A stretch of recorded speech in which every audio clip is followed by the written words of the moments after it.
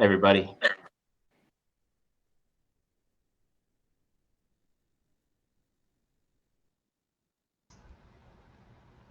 Hey, Tim.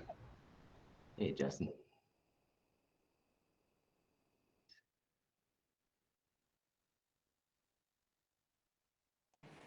Good afternoon, everybody. Hello.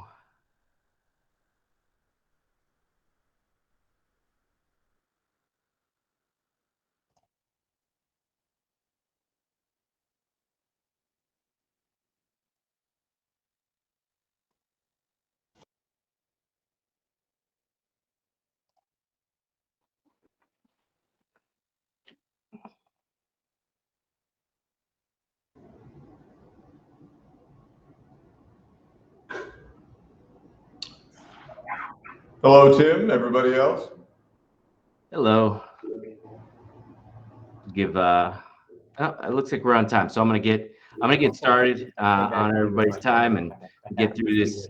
So I just wanted to come back to the group so we could go through what we have discussed in previous meetings, but also let you know where we ended up with, after meeting with the superintendent and his team, and took some considerations that were brought forth by the committee, to him, especially regarding FY25 and the winter break, coming back on that Friday at the end of winter break and so on. So I'll get started. This is basically what we intend to present to the board. It will be on May 11th. So, all right. So nothing really has changed much here as far as what we're going through, but it is for the FY24 and the FY25 calendar. There's 3 options for 24, 2 for 25. These are just our statutes that we have to adhere to, and who our calendar committee was made up of. So basically tell them what the expectations was and how the committee worked through this. What each, the collective bargaining provisions we have here for CTA, SEIU, FPSU, and ASOP. And then getting into some of the general calendar considerations. So, when we first started this, we really looked at, 2 fall holidays and then 1 spring holiday. But really what we have here, what we considered was, a total of 3, whether it be, 1 or 2 in the fall or 1 or 2 in the spring, but a total of 3, holidays that we offer. And then these are the other dates that we have off. Also special considerations, calendar year 2024 being a more difficult one with the presidential election coming up, and always trying to attempt to get 90 days in the first semester. And as we all made it clear, that avoiding or at least delaying payroll gaps whenever possible. All right.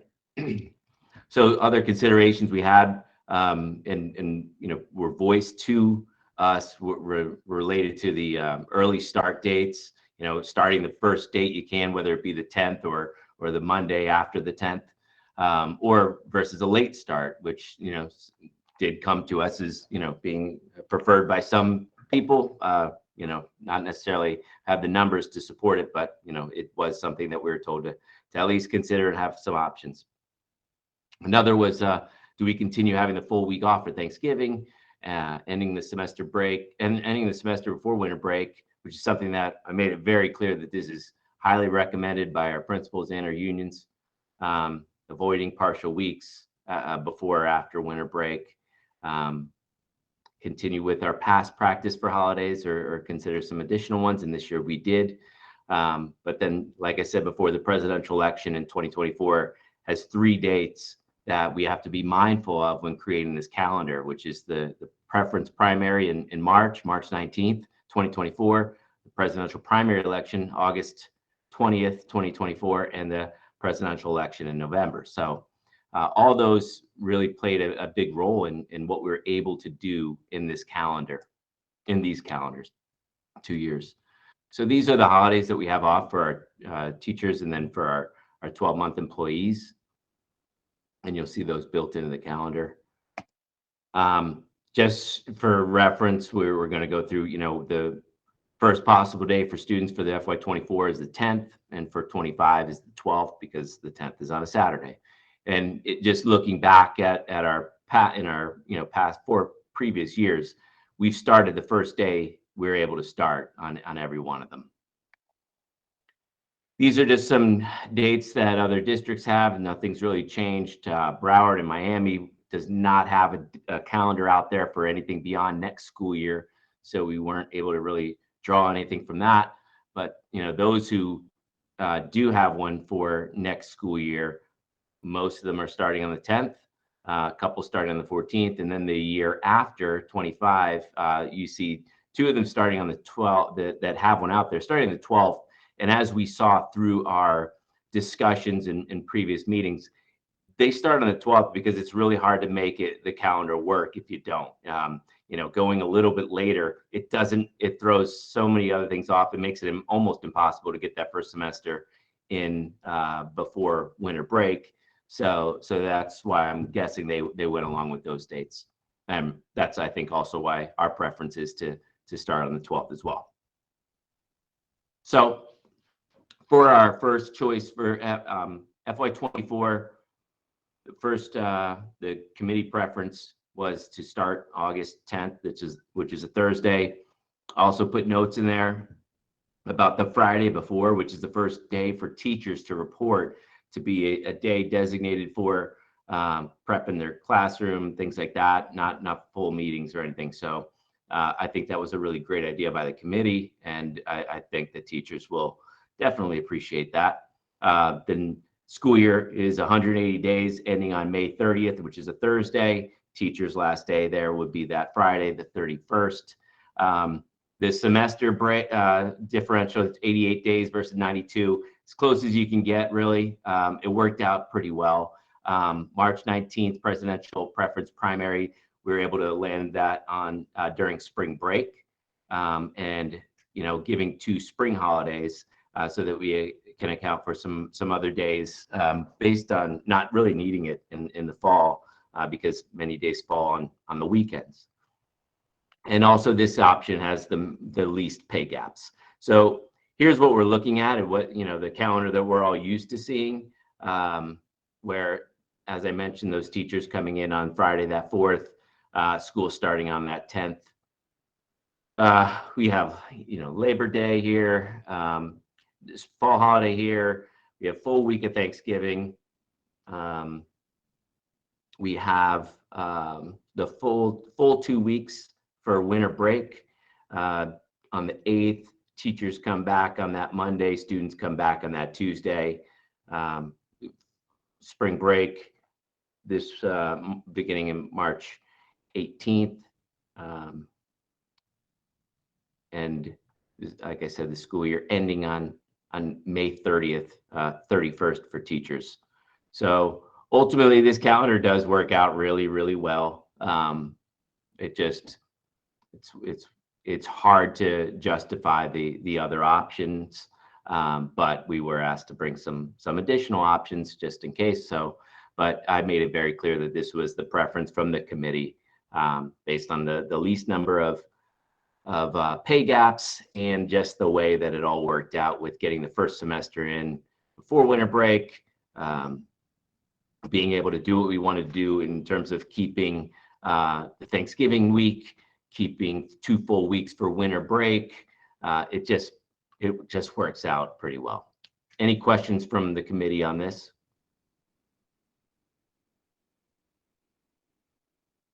Okay. So option 2, this was the third choice if you have to have a third choice, but I made it very clear that the committee ultimately was opposed to this option, where it was the much later start of August 21st. The semester differences work out really well, 91 to 89. It's 189 days, but you're reducing Thanksgiving, you're ending the first semester. I'm sorry, that's supposed to say first semester ends after winter break. No matter how many times I've looked at this, there's always something. But this one also included multiple pay gaps, so that was definitely a big issue with the committee. And I made that very clear. So it's still an option I have to display, but that is something that everybody was very aware of, that this was not preferred by the group. And also another thing about this, it would play into the other conversation we had where teachers would be coming back on the Monday, January 8th, along with students. So there's no buffer day there to get back and get settled and stuff like that. So it just wasn't, didn't really go well with what everybody felt was important. All right. Any questions on that one? Okay.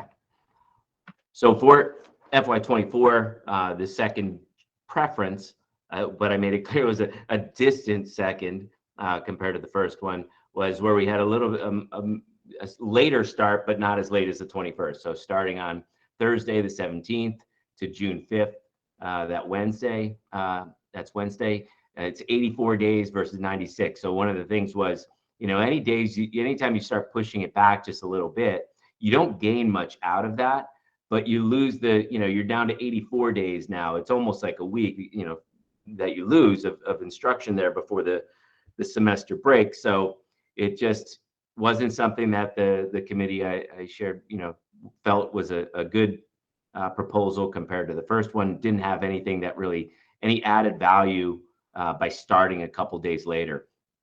But it does, force us to end in the middle of the week in June.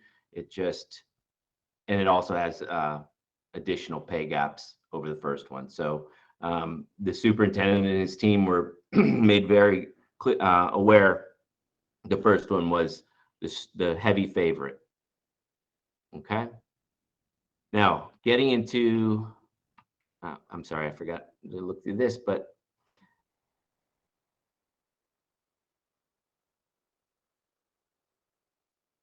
to be honest, I'm not really sure why anybody would. Three options almost doesn't need to be there, but was asked to keep it. It's just I can't imagine why this one would be chosen over the first one. There's no value added by it. So, but for FY25, this was something that came up in the last calendar committee meeting where this was the preferred option, and we talked about the number of days that we were, with already starting at August 12th because the 10th lands on a Saturday, you're taking those 2 days away from, trying to get as close to 90 days in the first semester. And then the last day of school to get to 180 days, you would have had to have brought students back for 1 day in June, which just didn't make a lot of sense to anybody. And this was also with having students and teachers come back on Friday before the Friday at the end of winter break, and students come back that Monday, and bringing people back for a Friday on the 2-week holiday was not something that anybody preferred. But so ultimately where we landed is that we would reluctantly, and I mean reluctantly, it was not a easy decision to go to this, but it made the most sense to go to 179 days for this school year. What that does is provide an extra day of teacher planning in before school, though.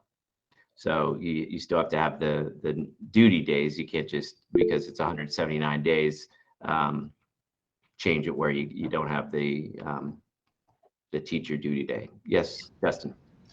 Tim, so just to clarify what you just said, there would no longer be the duty day on the Friday to end winter break. That would become the following Monday, and then to make up that work day for teachers, there would be one additional preschool day, correct? Yes. So here's I went right to the calendar here then, so you can see preschool, you have a full week here instead. First day for students is the 12th. Down here, you've got full 2 weeks of winter break. January 6th being a PDD. and then the students returning on the 7th. Okay. So, Yeah. Anyone who helped deal with that, I greatly appreciate it, because teachers, after this year and next year being a little disjointed for Christmas break, they'd all expected it to return back to normal on the lunar cycle, or however every 7 years works. And I knew that was going to be a hard sell. So thank you for that. yep. No, the superintendent and his team heard, and it makes sense. But it was not easy. He did not like the idea of going to 179 days, and reluctantly agreed to move forward with this as long as the effort is made for FY26 to go back to 180. So let me see if there was anything else on this first option, though. This says minimal pay gaps. As I mentioned, the additional teacher planning day. We're even where we're at here, starting August 12th, the best we can get in was 85 days in the first semester. And so I look through records and I see that has been done before. This, being that the first day you could actually get to school is the 12th. That's the best you can really get. So in terms of having 3 options for FY25, it really doesn't make sense, because it's either you finish in the first semester before winter break, or you finish it after. And, if we don't, if we even bump this back a couple of days, you're getting, 2 days, let's say, you're down to 83 days in the first semester if you want it ended before winter break. So there wasn't a middle ground option to really consider for FY25 based on the August 12th earliest start date. And again, the special challenges you have are the primary election. So right when we get back to school, August 20th, had to use a fall holiday for that. And then the presidential election, it's a PDD. So, it's just with the presidential election, it definitely makes it a little more challenging. But minimal pay gaps, 5 teacher planning days. And this is what it looks like. So still has your full week for Thanksgiving. As I mentioned, here's a fall holiday here. We also have a fall holiday here, and a spring holiday. Oh, in the next page. Where is it? Right here. Students end on May 30th, which is a Friday. Teachers come back for that Monday. And then the following week, the 10-hour work days begin. So option 2, a very distant second, was the later start of August 21st. The benefit of that was that you'd be able to absorb the presidential primary election on August 20th without having to utilize a day. But I think with the first option, we really made it work. Now this one is 180 days, but one of the biggest points that I made and stressed over and over, and was also voiced by other members on the superintendent's team, was the second semester ending after winter break being a concern and something that really nobody preferred. So those were brought up. Also, again, the pay gaps, it's really just a matter of the later you start, the more pay gaps you're going to have. And that wasn't something that anybody on this committee or anybody with the superintendent's team felt was a good thing and best for employees. So this calendar looks like this.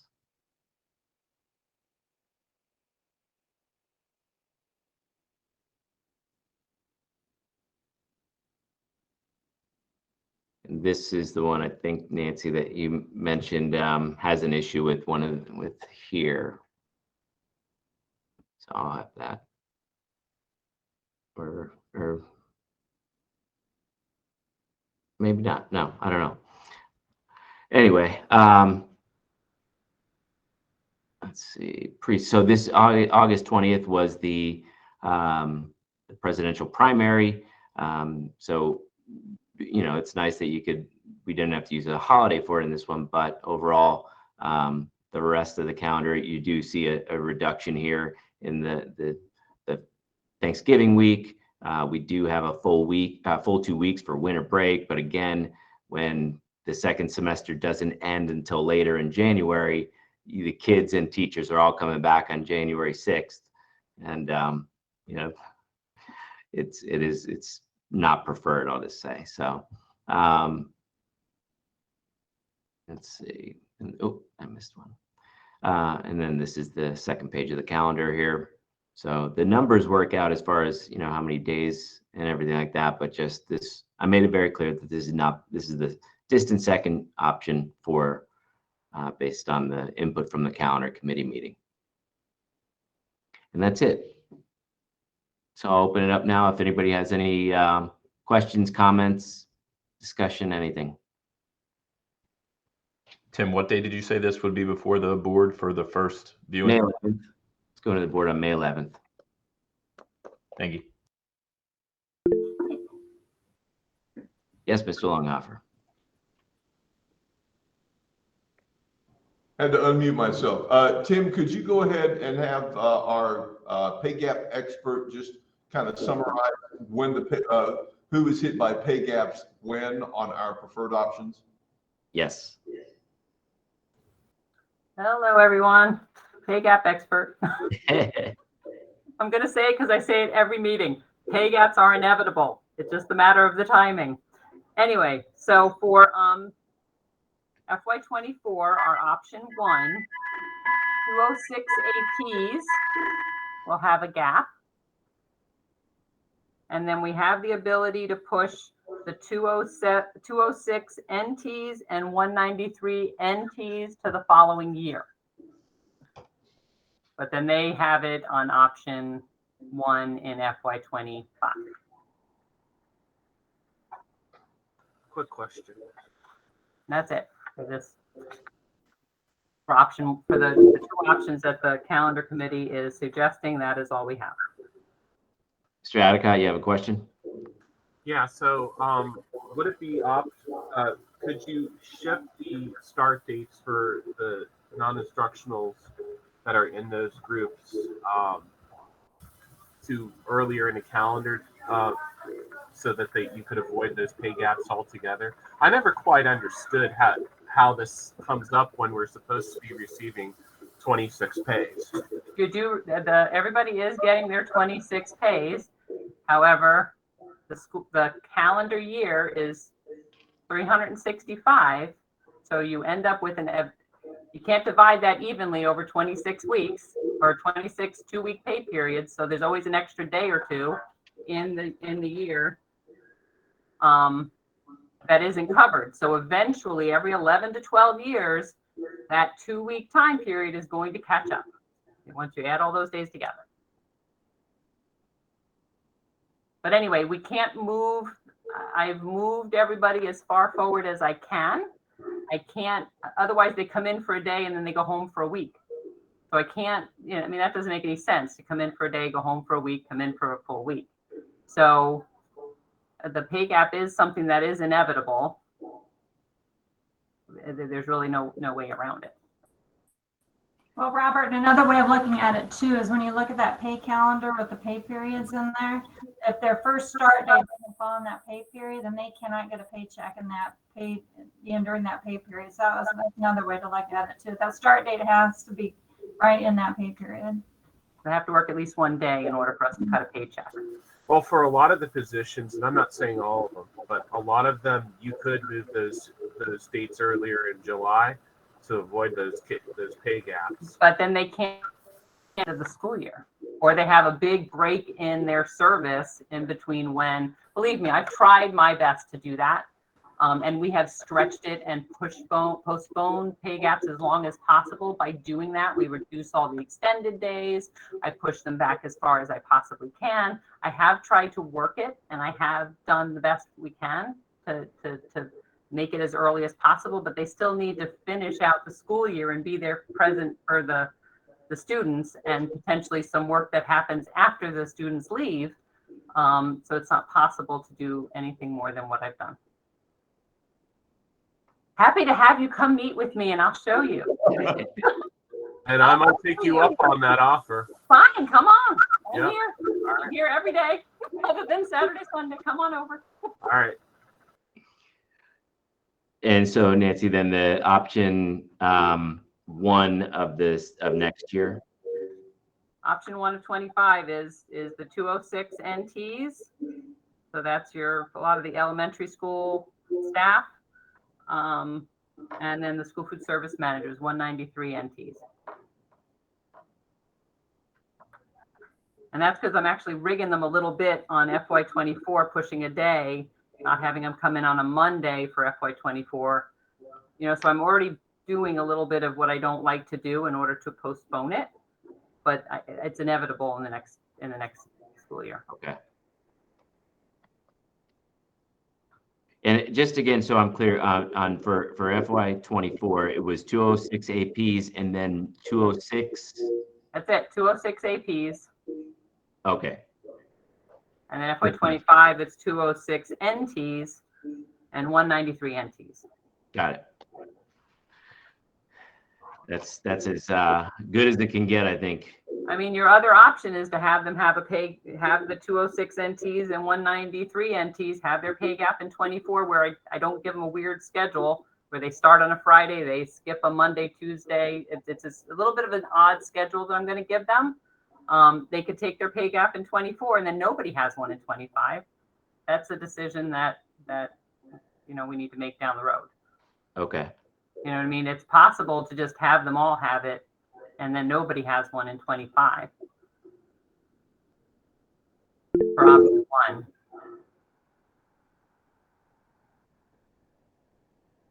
Mr. Longhofer?